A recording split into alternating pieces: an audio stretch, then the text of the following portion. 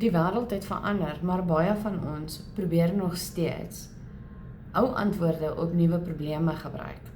Alles raak duurder, ons werk harder, maar die werkloosheid raak meer en werk raak skaarser.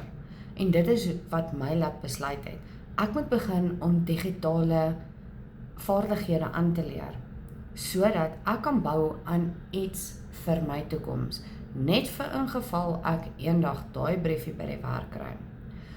Ek het nie besluit om dit te leer omdat dit maklik is nie, maar wat lekker is ek het 'n span van oor die 8000 Suid-Afrikaners wat presies dieselfde doen. So hulle het my hand gevat en hulle gee my leiding elke dag. Dit is die lekker van dit, jy's net nooit alleen nie.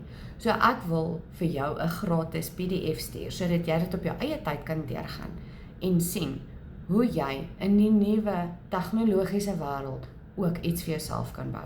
So los vir my PDF in die comments sodat ek dit vir jou kan aanstuur.